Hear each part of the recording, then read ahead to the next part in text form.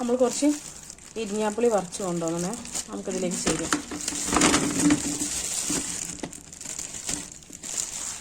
ഇനി ഇതൊക്കെ കളഞ്ഞ് ഒന്ന് കഴുകി എടുക്കാം കേട്ടോ.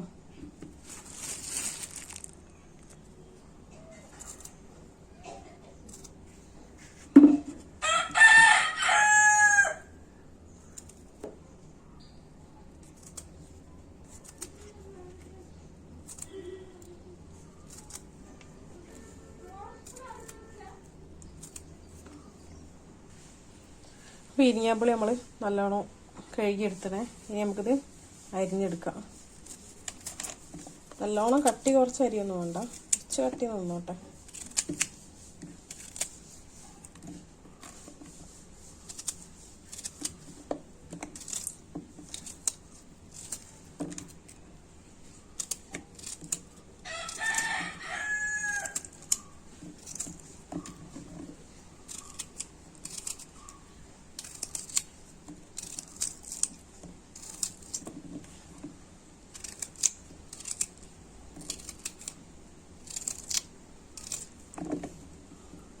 ഇത് പെട്ടെന്ന് ഉണ്ടാക്കാൻ പറ്റിയൊരു അച്ചാറാണ്.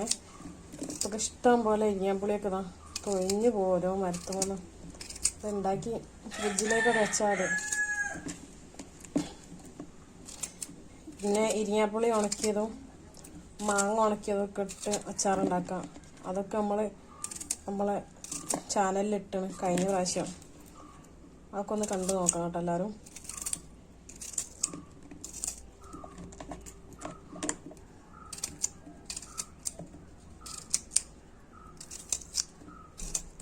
എനിക്ക് ഭയങ്കര ഇഷ്ടം അത് ഈ അച്ചാർ. ഇതിൻ്റെ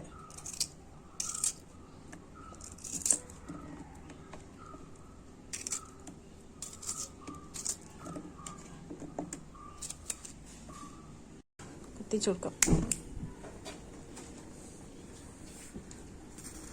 ചട്ടി ചൂടായ നമുക്ക് അതിലേക്ക് എണ്ണ ഒഴിച്ചു കൊടുക്കാം.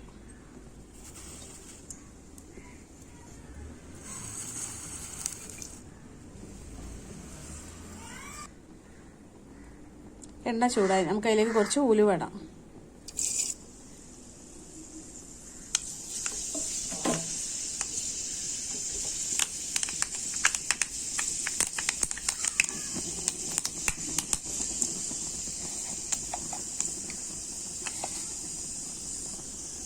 ഇനി നമുക്കിതിലേക്ക് കുറച്ച് കടുക് ഇട്ട് കൊടുക്കാം.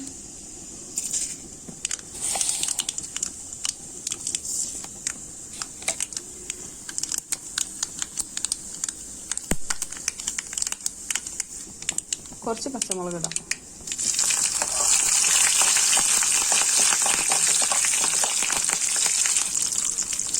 കുറച്ച് കറിവേപ്പില,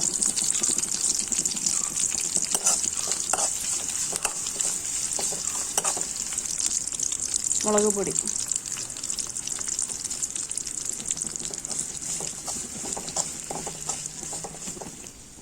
കുറച്ച് മഞ്ഞൾപ്പൊടി,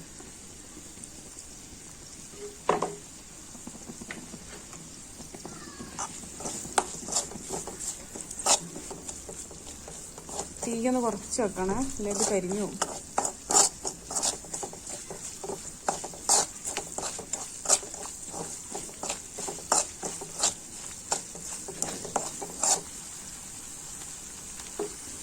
മുളകൊക്കെ മൂട്ടുക. നമുക്കിതിലേക്ക് ഇരിഞ്ഞാപ്പുളി അരിഞ്ഞിട്ട് കൊടുക്കാം.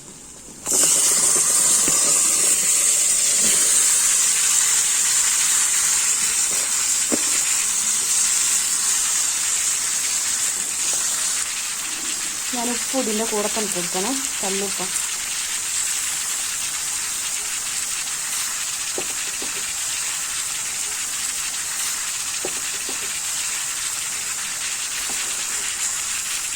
ഇനി ഇത് നല്ലോണം ഇളക്കി കൊടുക്കും.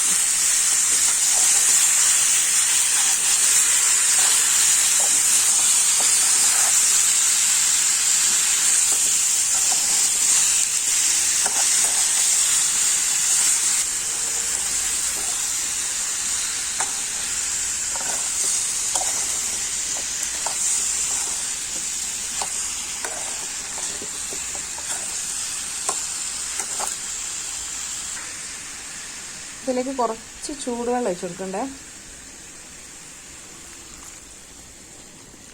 കുറച്ച് മതി.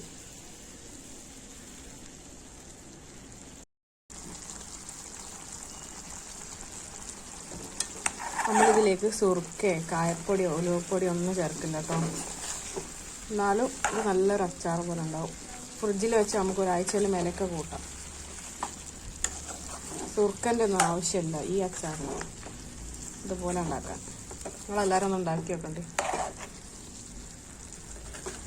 വീഡിയോ കണ്ട എല്ലാവരും ലൈക്കും ഷെയറും കമൻറ്റും സബ്സ്ക്രൈബും ഒക്കെ ചെയ്യണേ. അപ്പം നല്ല അടിപൊളി ടേസ്റ്റുള്ള ഇരിങ്ങാപ്പുളി അച്ചാർ റെഡിയായണേ. എല്ലാവരും ഉണ്ടാക്കി വെക്കട്ടോ.